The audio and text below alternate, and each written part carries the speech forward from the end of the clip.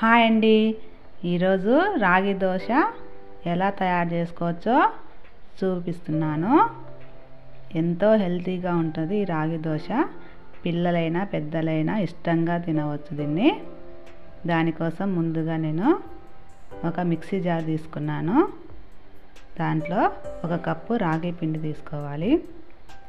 ఒక కప్పు రాగి పిండికి హాఫ్ కప్పు బియ్యం పిండి, పావు కప్పు సుజ్జి రవ్వ, తర్వాత హాఫ్ కప్పు పెరుగు తీసుకోవాలి.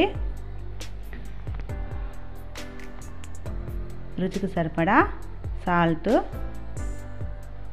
కప్పుకి 2 కప్పుల వాటర్ తీసుకోవాలి. ఇవన్నీ వేసి మనం బాగా మిక్సీ పట్టాలి.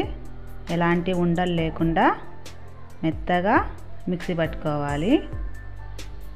ఒక 5 మినిట్స్ అయినా మిక్సీ పట్టాలి. దీన్ని ఒక 10 నిమిషాలు మనం మూత పెట్టి పక్కన పెట్టుకోవాలి.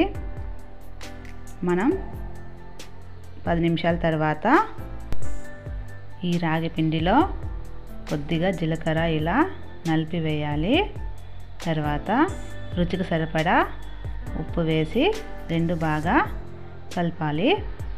తర్వాత కొద్దిగా వంట సోడా తీసుకోవాలి. మీకు మెత్తగా కావాలంటే వంట సోడా తీసుకోండి, లేదంటే అవసరం లేదు. తర్వాత స్టవ్ పైన ప్యాన్ పెట్టి స్టవ్ ఆన్ చేసుకోవాలి. ప్యాన్ హీట్ అయిన తర్వాత కొద్దిగా వాటర్ పోసి ఇలా క్లాత్తో తుడవాలి. ఇలా దోశ వేయాలి. మీరు వాటర్ బదులు కొద్దిగా ఆయిల్ వేసైనా, టిష్యూ పేపర్తో అయినా, క్లాత్తోనైనా క్లీన్ చేసి తర్వాత దోశ వేయండి. చాలా పర్ఫెక్ట్గా వస్తుంది. ఇలా కొద్దిగా పొంగిన తర్వాత మనం పైన ఆయిల్ ఇలా స్ప్రెడ్ చేయాలి. ఎంతో క్రిస్పీగా సాఫ్ట్గా ఉండే దోశ మనకు వస్తుంది. ఇలా వన్ సైడ్ మళ్ళా తిప్పి రెండు వైపులా ఇలా